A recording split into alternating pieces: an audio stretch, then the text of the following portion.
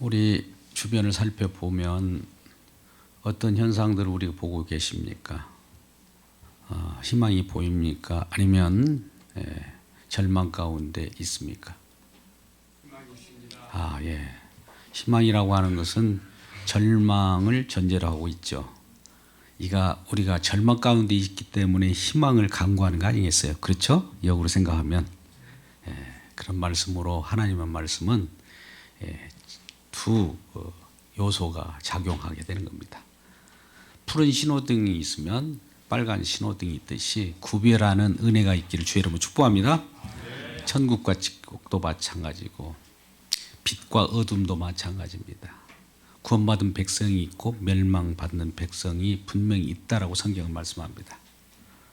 하늘 세계에서는 이 땅을 창조하신 우리 주님께서 이 땅을 방문하십니다. 이 땅을 찾아오셨다 이 말이죠. 찾아오셔서 이렇게 살펴보니까 모두가 행복한 삶을 살아가는 것이 아니라 절규하고 절망하고 고통하고 있는 모습을 보게 됩니다. 심지어 자연조차도 숨 쉴 수 없는 그런 지경에 있는 것이에요. 그러니까 만신창이가 되어버린 것을 바라보면서 우리 주님은 눈물을 흘리시겠죠. 어찌해서 무엇 때문에 어째서 이런 일이 이렇게 되었는가. 그러면서 진정 이 땅을 찾아오신 목적을 밝히고 있습니다. 오늘 본문은 예수님께서 누구를 찾아오셨고 누구를 부르시러 오셨는가를 분명하게 볼 수가 있습니다. 본문에 앞서서 예수님이 찾아가는 곳마다 우리 주님께서 이 땅에 힘들고 어려운 자들을 일으켜 세우시고 병든 자를 고치고 여러 기적을 행하십니다. 기적을 행하는 그곳에 많은 사람이 좋아할 줄 알았는데 사실은 기적이 일어나면 손해가 일어나는 줄 알고 예수님을 그 동네에서 쫓아버립니다. 이 세상에 적합하지 않다고 하는 거예요. 예수님, 우리에게 도움이 안 되는군요. 내가 돼지를 키웠는데 돼지떼에 있는 귀신을 쫓아내버리면 돼지떼가 다 죽어버리면 나는 어떻게 살아가려고 합니까? 내 재산이 다 탕진되었으니 예수님, 우리 마을에서 떠나주세요. 떠나주세요. 떠나가! 아예 그렇게 이야기하는 거예요. 그런 예수님께서 그래 한심하다 하면서 그 길을 떠나게 하게 되는 내용이 오늘 본문의 말씀입니다. 예수께서 그 길을 떠나서 배에 오르사 건너가 본 동네에 이르셨다. 어느 동네에 이르게 되는데 그 속에 또 와보니까 침상에 누운 중풍병자들을 사람들이 데려옵니다. 침상에 누웠다는 것은 일어날 수조차 없는 거예요. 스스로 자력으로 설 수 없는 겁니다. 가능성이 없는 거예요. 누군가 도움이 필요한 자인 것이죠. 항상 누워 있는 것이 그의 삶입니다. 그를 데리고 와서 겁한 죽은 시체와 같은 그를 데리고 왔을 때 예수님께서 그들의 믿음을 보시고 그를 데리고 온 사람들의 믿음을 보시고 중풍병자에게 말씀합니다. 작은 자여, 소자여, 안심하라. 내가 죄사함을 받았느니라.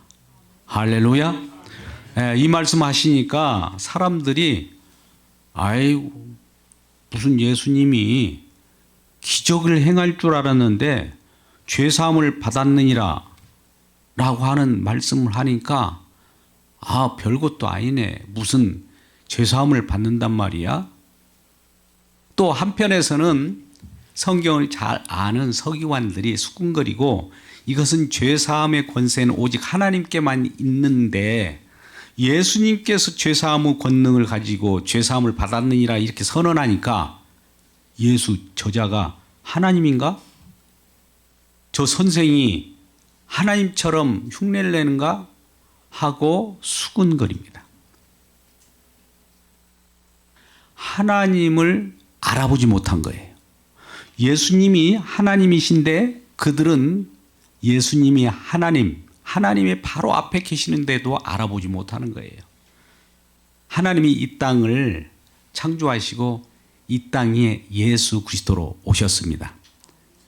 하나님은 말씀이신데 말씀이 육신되어서 인간의 모습으로 오셨는데 그가 하나님인 줄 알지 못하는 거예요.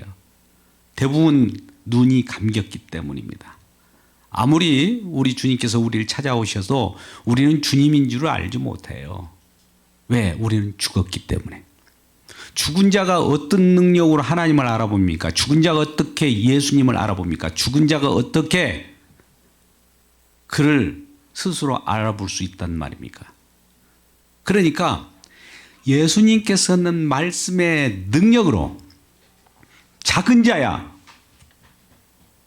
안심하라 내 죄사함을 받았느니라 이런 말씀의 능력이 들어가니 말씀의 능력이 그를 죄를 사해 줘버린 거예요. 할렐루야. 이 말씀의 능력입니다. 말씀의 능력이 보입니까? 말씀이 나가는 능력이 우리 눈에는 보이지 않지만 보이지 않는 세계로부터 보이는 현상이 나타나는 것이 침상을 들고 나가는 거예요. 침상을 들고 일어나는 거예요. 안진뱅이가 일어나는 거예요. 그것은 나타나는 현상이에요. 말씀의 능력이 들어가니 나타나는 현상으로 벌떡 일어나고 예배하고 찬송할 수 있는 놀라운 결과가 우리들에게 보여지는 것입니다. 우리는 보여진 것 가지고 항상 보여지는 것을 보면 뭐가 그 전에 있었다는 것을 생각하지 않고 보여지는 것만 갖고 거기에 몰입하는 그런 경향이 있어요. 우리가 오늘 이적을 보면 그전에도 예수님께서 귀신을 쫓아내고 병든 자를 고치고 오늘 중풍병자를 일으켜 세우는데 또 그를 고치는데 그 기적을 눈으로 보는 것만 끝나버려요.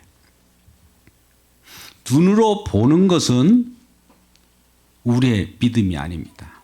믿음은 보이지 않는 것들의 증거인데 보이지 않는 것으로부터 나타나는 것을 볼 때에 그 보이지 않는 것으로 나타난 보이는 것을 보면 보이지 않는 것이 있다는 것을 알아셔야 돼요. 그것이 더 중요한 거예요. 근데 대부분 기적, 눈에 보이는 것을 딱 거기에 몰입하다 보면 보이지 않는 세계인 하늘 세계와 연결되지 못합니다. 이 땅의 것만 생각하면 하늘에서 이루어진 세계를 보지 못해요. 하늘에서 이루어진 것처럼 이 땅에 일어나는데 이 땅에서 일어난 일을 통해서 하늘에서 무슨 일이 일어났구나 라고 하는 것을 먼저 알아야 되는데 대부분 이 땅인 것으로 끝나버리는 거예요.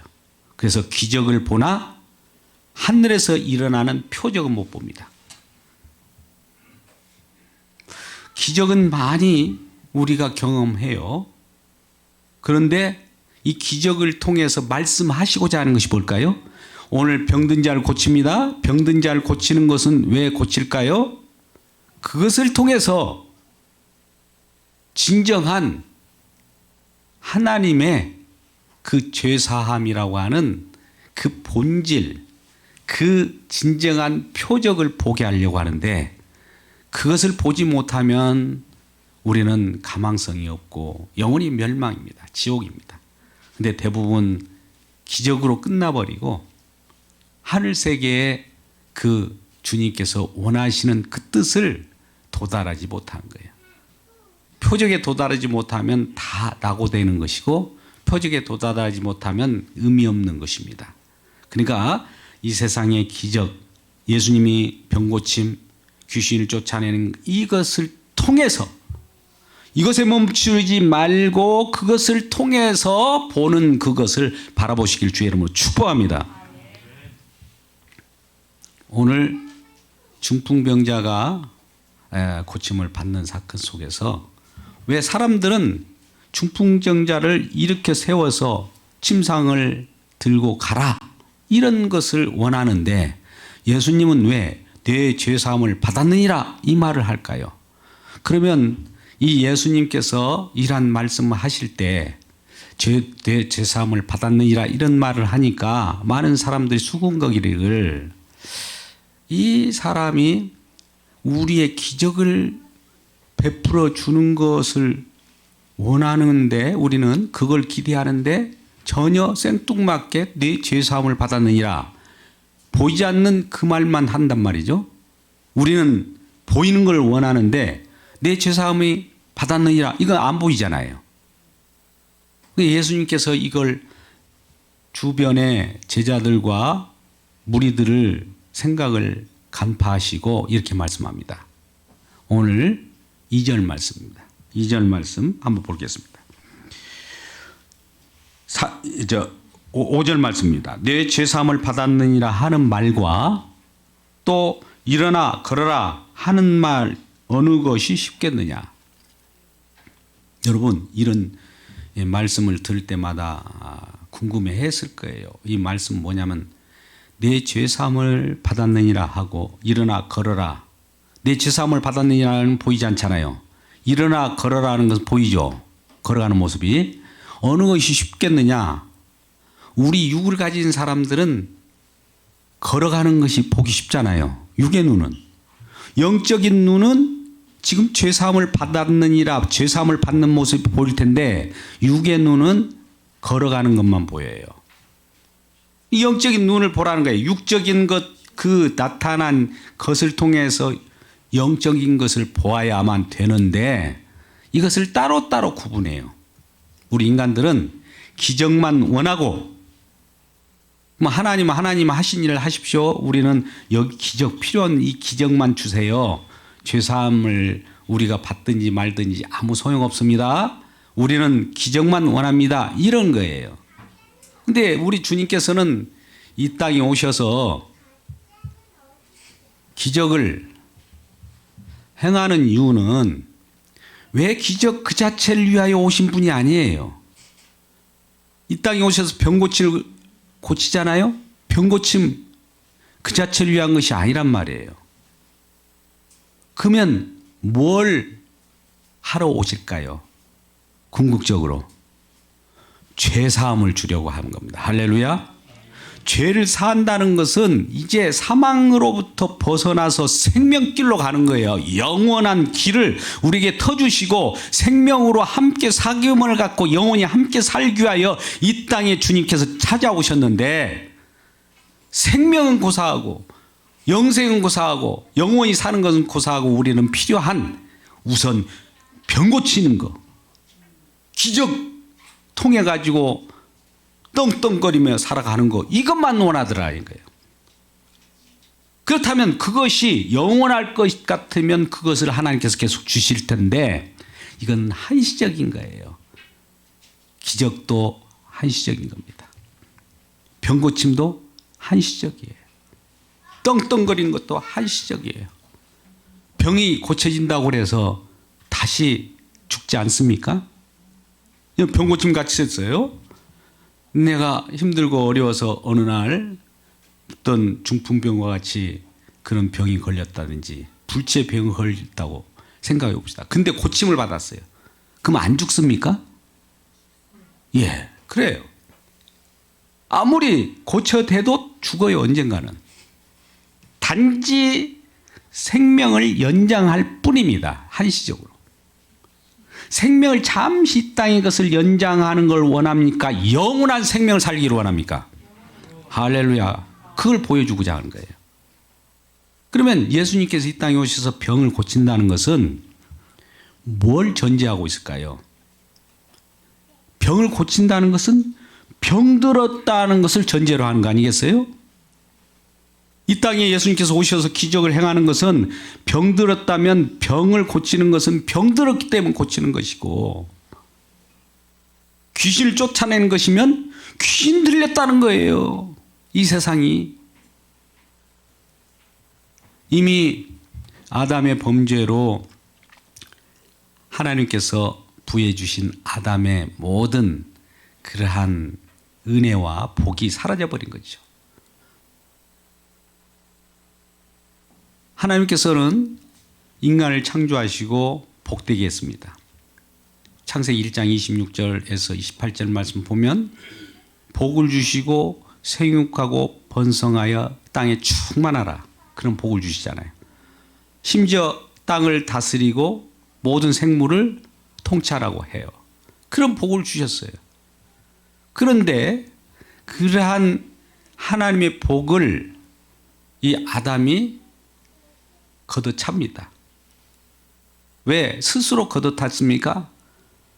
유혹에 의해서 넘어가서 걷어차서 에덴에서 쫓겨난 후로 죄와 죽음 속에 들어가, 그 죄와 죽음 속에 들어가다 보니 슬픔이 오고 우리에게 고통이 오고 좌절이 오고 경쟁이 오고 우리 마음이 괴로움이 오는 것이죠.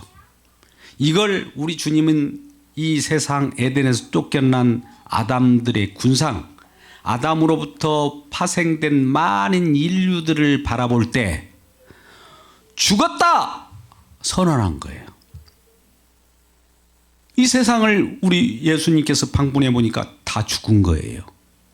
어떤 분은 죽어가고 있는 거 아닙니까? 조금 살아있는 거 아니잖아요. 움직이잖아요. 아니에요. 우리 주님 이미 죽었다라고 하는 거예요. 그러면 죽은 그들에게 예수님의 말씀은 어떤 것을 말씀할 때 그 죽은 존재가 말씀을 순종할 수 있을까요?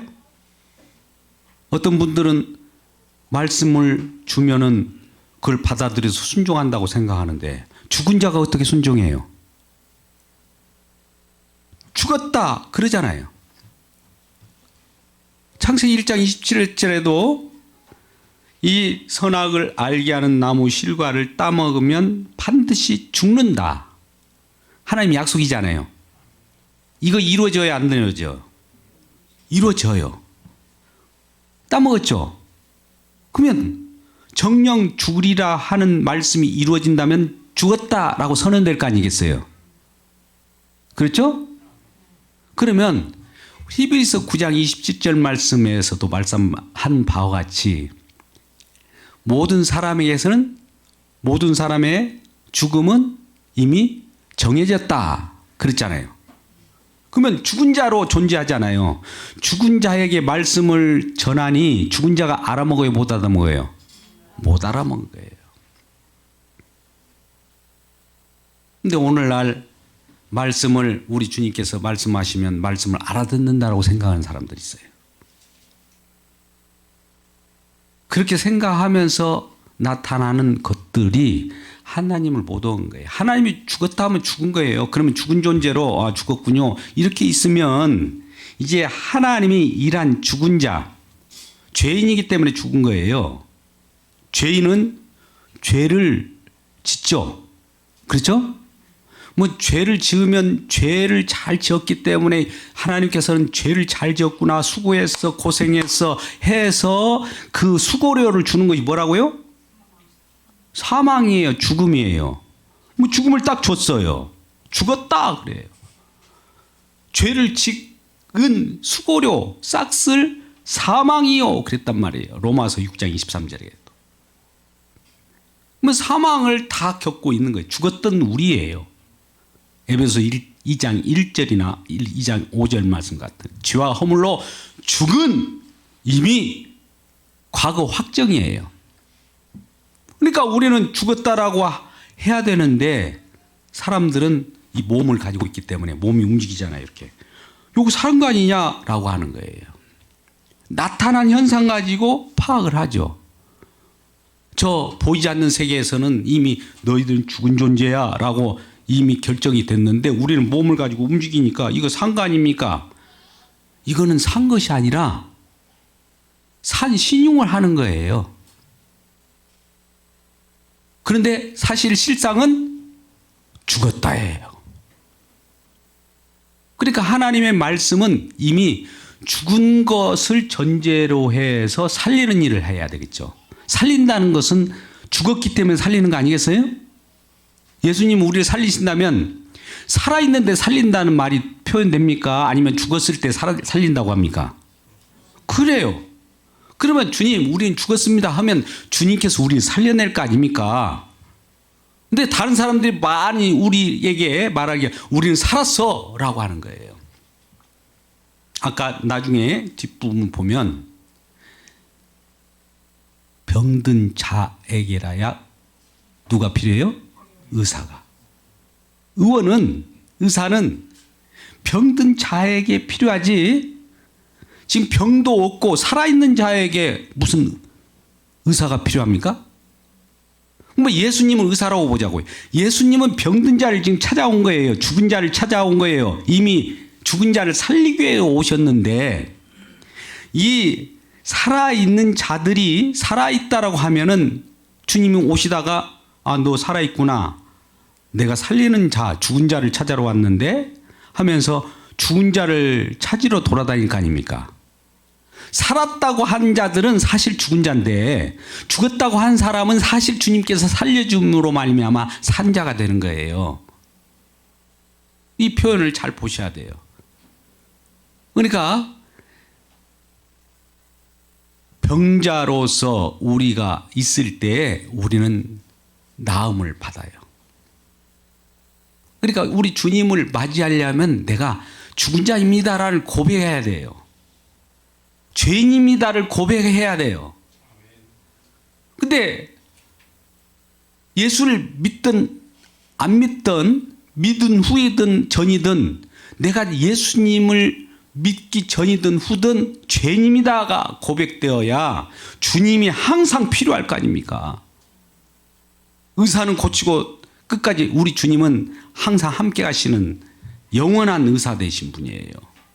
왔다 가시는 그런 분이 아니에요. 자, 그러면 오늘 본문으로 다시 돌아와서 지금 내 죄사함을 받았느니라 하고 침상을 일어나 걸어라. 우리 눈에 보이는 것은 눈에 보이는 것이 쉽죠. 그런데 우리 주님께서는 이 눈에 보이는, 우리가 눈에 보이든 안 보이든 우리는 다 어렵지만 주님은 동일하게 보는 거예요.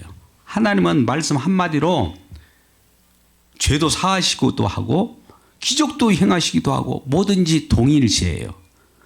근데 우리는 보이지 않는 세계는 우리에게 유익이 되지 않기 때문에 우선 병 고치는 것만 해달라고 하고 이 땅에 부귀영화나 누릴 수 있는 것을 해달라고 하잖아요.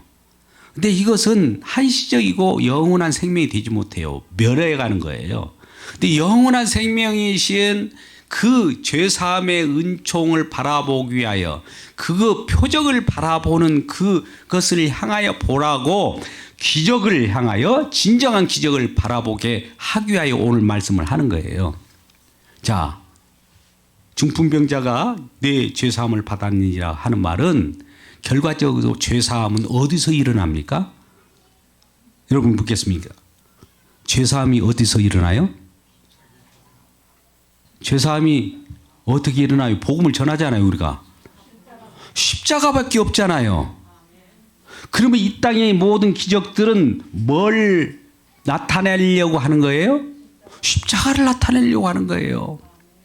병고침 현장에서 십자가를 바라보지 못하면 그 병고침의 기적은 이 땅으로 머물고 말아버린다는 거예요. 병고침을 받아도 죄사함을 못 닮는 경우도 있어요. 오늘날 많은 이적들이 많이 있잖아요. 다른 종교에도 있어요. 그들은 그렇다고 해서 생명을 얻습니까? 그들이 기적을 경험했다고 해서 영생을 얻습니까? 아니라는 거죠. 기독교의 다른 점은 죄사함이에요. 죄사함. 이것이 목표예요. 죄사함이 어디서 일어나냐? 그것을 보여주는 것이 표적이에요. 표적 그 자체를 보여주기 위하여 기적을 통해서 표적을 나타내는 기적을 행하는 겁니다. 그러니까 우리로서는 죄사함을 받았느니라, 일어나 걸어라, 이것 중에 어느 것이 쉽겠느냐, 우리 눈에 보이는 것이 쉽겠지만 하나님 입장에서는 동일하게 본다는 거예요. 죄사함이나 하나님의 말씀의 능력은 지금 죽어있는 세계 속에 말씀의 고유 능력으로 그를 일으켜 세우죠. 소자야 내 죄사함을 받았느니라라는 말씀이 들어가면 그는 죄가 사해져 버려요.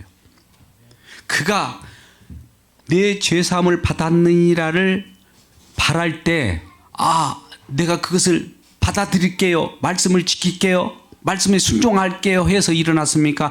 그냥 저절로 일어납니까? 말씀이 일으켜내오는 거예요. 말씀의 능력이 끌어내는 거예요. 근데 오늘날 말씀이 떨어지면 자기가 순종해서 일어나겠대요. 말씀이 떨어지면 그걸 지켜서 하나님께 영광 돌리겠대요. 죽은 자가, 그것도 죽은 자가 어떻게 말씀을 지킬 수 있어요? 그래서 모든 것은 하나님의 은혜라고 하는 것을 나타내기 위해서 인간으로서는 안 된다. 스스로 안 된다. 라고 하는 거죠. 그래서 모든 사람을 죽은 상태로 보여질 때 이것을 나타내는 우리 주님의 내용을 우리 본문에서 말씀하고 있는 것이죠. 그래서 우리는 오늘에서 5절 말씀을 아까 6절 말씀 봤습니다만 우리 6절 말씀 속에서 인자가 세상에서 죄를 사하는 권능이 있는 줄을 너희로 알게 하래요. 죄 사함이 있는 권능이 누구에게 있다고요? 인자에게, 예수님에게 있다는 것을 나타내기 위해서 기적을 행한 거예요. 자, 기적을 왜 하겠다고요? 죄 사함이 능력이 있다는 걸 알기 위해서. 병 고침은 왜 할까요? 죄 사함이 능력이 있다는 것을 알기 위해서. 귀신을 쫓아내는 거라면 죄 사함이 능력이 있다는 것을 알기 위해서. 그 죄 사함의 능력은 십자가를 나타내기 위해서 이 세상의 병도 고치고 귀신도 쫓아내고 기적을 행하는 거예요. 진정한 표적을 볼 수 있기를 주의 이름으로 축복합니다. 자, 이어서 말씀을 계속 진전시키겠습니다. 우리 9절 말씀에 보면 전혀 다른 단락이 나와요. 보세요. 9절. 그리고 이러한 기적이 일어나서 그가 침상을 가지고 집으로 갔잖아요. 중풍병자가 그러한 기적을 맛보고 죄사함을 받았습니다. 그 이후에 예수께서 그곳을 떠나 지나가시다가 마태라고 하는 사람이 세관에 앉아 있는 걸 보셨습니다. 이 제자를 택하는 거죠. 마태가 예수님의 제자이죠. 제자를 지금 선택하는 거예요. 제자를 부르셔요. 마태는 누구라고요? 지금 세관에 앉아 있는 걸 봐서 마태는 세리라는 걸 알 수 있죠. 그러니까 마태더러 나를 따르라 하시니 9절 일어나 따르니라. 나를 따르라 하시니 마태가 따르라 하는 말을 내가 한번 지켜서 따라가 보자 했어요. 따르라는 말씀이 그를 끌어갑니까? 마태는 어떤 자예요? 아까 봤지? 이 땅에 있지만 죽어 있는 자예요. 아까 그랬잖아요. 우리 모두가 죽어 있는 자예요. 마태도 죽어 있는 자인데 우리 몸이 꿈찔거린다고 이거 산 것이 아니에요. 마태가 지금 세관에서 무슨 일을 해요? 죽어 있는 모습이에요. 그 자체가 움직인다고 그래서 우리는 생물학적으로 살아있네 이렇게 생각할지 모르지만 하나님 영적으로 보면 죽어 있는 거라 이 말이에요. 영적으로 보기를 주의 이름 축복합니다. 생물학적으로는 판단할 일이 아니에요. 말씀을 그대로 믿는 거예요. 죽었어요. 다 모든 사람이 죽었다 보고 마태도 죽어 있는 사람이에요. 근데 나를 따르라 말씀이 이렇게 하니까 말씀이 죽어 있는 자를 살려내는 거예요. 말씀의 능력이 이처럼 큰 거예요. 말씀의 이력은 빛이 있으라니 빛이 있어지는 것이지 어둠이 나 빛을 한번 빛이 있으라 하니까 그걸 순종해갖고 빛을 한번 나타내 볼까? 이런 자연입니까? 아니에요. 말씀이 그냥 빛이 있으라니까 빛이 있는 거예요. 말씀으로 구원받아라면 구원이 막 나타나는 거예요. 구원받을 채비를 가지고 있는 가능성을 가지고 말씀을 딱 거기다가 집어넣으니까 말씀이 일어나다. 말씀의 능력으로 일어났다. 이것이 아니에요. 전적인 하나님의 전적인 말씀이고 하나님의 은혜 그 자체라는 거예요. 인간은 하나도 개입된 것이 없어요. 단지 죽어서 할 말이 없는 거예요. 난 죽었습니다. 가능성이 없어요. 조금 하나님의 형상이 조금 움직이고 있습니다. 이런 주장을 하는 사람들도 있었어요. 우리 교회도 이전에 그런 분이 한 분 계셨는데 형상이 다 어그러졌는데 조금 살아있어서 하나님의 말씀을 딱 임하니까 조금 살아있는 것이 순종해가지고 이렇게 살아났다. 이런 주장을 하는 분도 있잖아요. 오늘날도. 우리 이런 데서 교단이 분류돼요. 저쪽 해중교회는 다 하나님 말씀이 임하니까 인간이 마중물로 나가요. 그런 종교예요, 그게. 지금 하나님 말씀은 다 죽은 것을 전제로 해서 살리는 건데, 살아있는 것을 살리는 것은 살린다고 하는 건 아니잖아요. 그죠? 우리 상식적으로 간단히 생각해 보자고요. 살린다는 것은 죽었기 때문에 살리는 거 아니겠어요? 그래서 마태도 나를 따르라 하니까 그냥 말씀이 이끌려서 따라가는 거예요. 말씀에 끌려가는 거지. 말씀의 능력이 이 정도로. 그래서 마태를 부르시고 마태가 따라가게 돼요. 그 내용이 지금 이제 9장 9절에 말씀 나오고, 오늘 이제 10절부터 13절 말씀이 오늘 말씀의 결론이 되겠는데요. 예수께서 마태의 집에 이제 들어갑니다. 거기에서 뭘 해요? 음식을 잡수실 때 마태 집에 가니까 마태라고 하는 죽은 자하고 이제 뭘 합니까? 식사를 하는 거예요. 그러니까 그 마태 죽은 자 집에서 식사를 하는데 다른 또 누가 들어와요? 죽은 자들이 들어와요. 죽은 자들 누구예요? 세리와 죄인들이. 죄인들은 하는 일이 뭐예요? 죄 짓고 죄의 삭시 뭐라고요? 사망. 죽은 자들 아닙니까?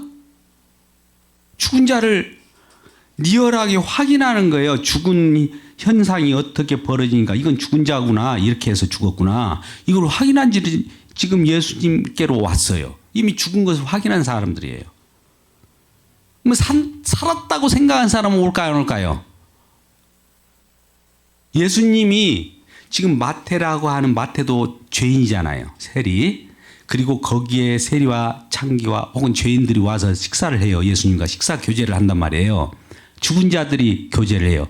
그러니까 밖에서 살았다고 생각하는 자들이 바리새인들인데 수군거려 말하기를, 11절에 살았다고 생각하는 사람들이 바리새인인데 바리새인들이 보고 그의 제자들에게 이르되, 예수님 제자들이 이르되 너희 선생은 세리와 죄인들과 함께 왜 잡수시느냐.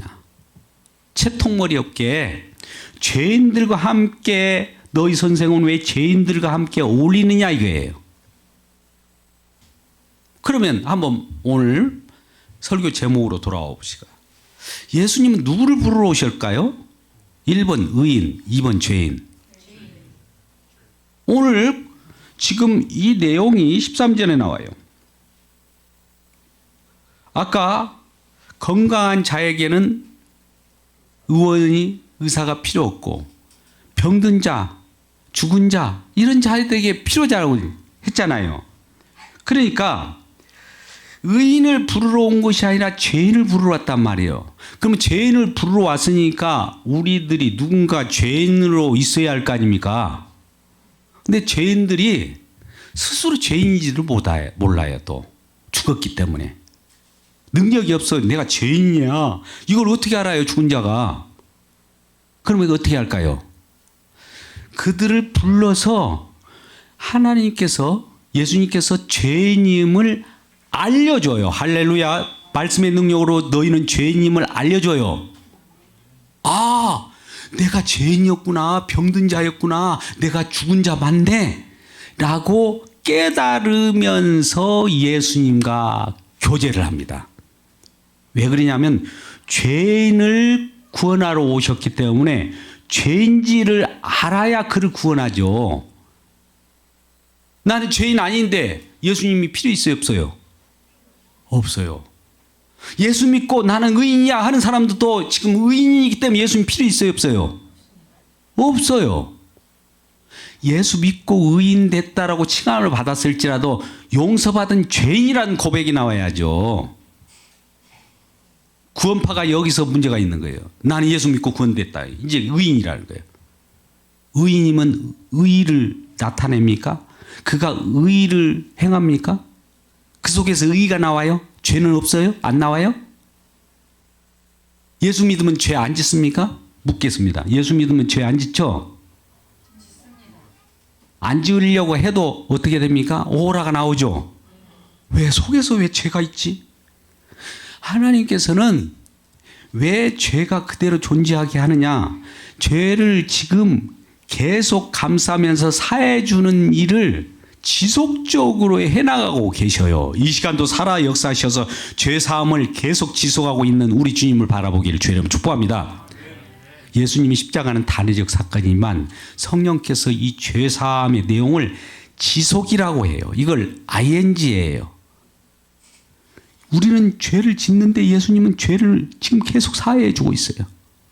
이 두 가지가 가고 있을 때 하나님 아버지께서 볼 때는 의롭다 이렇게 여기는 거예요. 또 어떤 사람이 거기서 빡 빠져나와 가지고 예수님 십자가 피해서 빠져나와 가지고 나는 의인이야 이런 사람들이 있더라 이거죠. 구원파입니다. 그런 설교를 좋아하죠. 아 이제 이 죄에서 빠져나왔으니까 얼마나 자유하겠어요. 근데 그것이 실제로 죄에서 빠져나온 것이 아니라 자기 최면이에요. 최면 알죠? 최면에 걸려갖고. 그러니까 구원을 확신을 가지라고 그래요. 그런 사람들은. 구원을 확신을 주장하는 곳 잘 유의하셔야 돼요. 구원의 확신을 내가 어떻게 갖습니까? 내가 확신합니다 하면 확신이 가져져요? 이거 내 능력입니까? 하나님이 능력을 주면 하나님이 주신 걸 주님만 믿으면 그것이 우리 마음 가운데 주님이 믿는 것이 확신이 되는 것이지 내가 확신을 갖는다고 되는 거 아니에요. 근데 많은 구원파들은 확신을 가져요. 구원파의 특징은 확신 가져, 확신 가져, 확신 가져예요. 확신 가지다 보면 내 속에서 알았어. 또 죽은 자가 그렇게 해야 할 거 아닙니까? 죽은 자가 알았어 한들 그것이 능력이 돼요, 안 돼요? 안 되는 거예요. 죽은 자는 아무리 얘기해봐야 그 아무 쓸모없는 거예요. 그러면 그런 구원을 가지고 거짓 구원이고 헛되게 구원이고 헛것인데 사람들 그걸 붙잡고 구원인 줄 착각하고 멸망의 길로 가는 거예요. 이게 무서운 거예요. 오늘날 자기가 구원받은 줄 착각하는데 지금 지옥불로 가면서도 구원받았다고 날라를 하면서 돌아다녀요. 이처럼 불쌍한 거 있습니까? 그래서 오늘 마지막 13절 말씀 보세요. 너희는 가서 내가 궁유를 원하고 제사를 원하지 아니하라 하시는 것이 무엇인지 배우라는 거예요. 이 말은 뭐냐면은 우리 주님은 우리가 제사라고 하는 것은 우리의 행함이죠. 죽은 자의 행함은 주님께서 원하지 않는다는 거예요. 아무리 죽은 자가 가지고 온들 뭘 가져왔다고 그래서 우리 주님이 기뻐하실까요? 산천 초목이 모든 것이 우리 주님의 것인다고. 시편 51편에 하나님 것을 가지고 자기가 죽은 자가 자기 것인 양 하나님께 드린대요. 제사를 또. 죽은 자가 드린 제사를 우리 주님께 받아요? 안 받아요. 그러면 죽은 자들에게 하나님은 그걸 받는 것을 원하는 것이 아니라 주님이 원하는 건 뭐냐면은 주님께서 그냥 긍휼 불쌍히 여겨주고 내가 죄사함을 주는 이 자체를 주님이 원하신다는 거예요. 할렐루야. 우리 표현을 다윗이 이 여호와 하나님께 이 우리 주님의 휘장은 지금 저 이 광야에 놓여 있고 천막 가운데 있다라고 하면서 집을 지어진다고 했잖아요. 다윗이. 그럼 다윗은 지금 죄인이에요? 작은 죽은 자예요? 사는 자예요? 죽은 자인 주제에 무슨 하나님께 집을 지어주냐고 그래요. 정확히 표현하면. 그러니까 하나님께서 아니야 내가 너를 위해서 집을 지어줄게.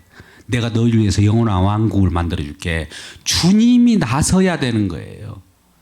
주님이 나서려고 하면 인간이 나서면 돼요 안 돼요?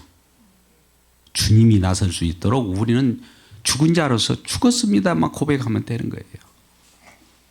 그랬을 때 우리 주님께서는 이러한 하나님의 진정한 구원의 빛을 보여주면서 우리에게 다가오게 되는 겁니다. 그래서 예수님께서는 궁극적으로 우리 자신이 죄인 사람이 자기 죄를 스스로 깨닫지 못하는 것이죠. 스스로 깨달을 수 없기 때문에 말씀을 주셔서 죄인임을 알게 해서 예수님이 함께 교제하는 거예요. 자, 오늘 식사를 하잖아요. 식사하는 장면을 보세요. 예수님은 의인이에요. 죄인들이 지금 같이 의인과 함께 먹고 마셔요. 요 관계가 천국입니다. 할렐루야. 예수님 의인이고 식사 초대 받은 사람도 의인이고 의인끼리 식사하는 것이 우리는 진정한 그것이 식사라고 생각할지 모르지만 하나님의 뜻을 알라고 그러잖아. 오늘 이걸 배우라고 하고 의인이 죄인과 함께 먹고 마시는 이것을 죄사함이라고 하는데 이것을 하나님께서 이걸 원하는 건데 의인 대신 그분과 식사하는 것은 의인이신 그분의 말씀을 들을 때 의인은 말씀이 육신되어 오셨잖아요. 그죠? 식사를 같이 하면서 말씀을 대화를 하고 축도도 하고 축사도 하고 그럴 거 아니겠습니까? 그런 음식을 띄는 과정 속에 의인 대신 그분의 살과 피를 먹고 마시는 관계가 되었다는 거예요. 죄인은 예수님의 그 의인 대신 그분의 피와 살을 먹고 마시는 관계가 되었을 때 이걸 천국이라고 하는 거예요. 지금 식사하는 모습을 보세요. 식사할 때 죄인들이 식사하잖아요.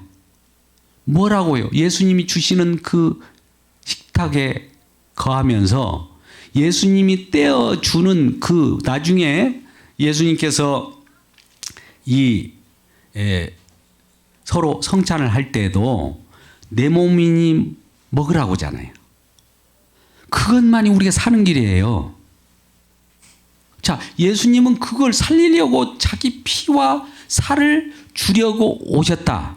그걸 먹으면 죄사함을 받는다.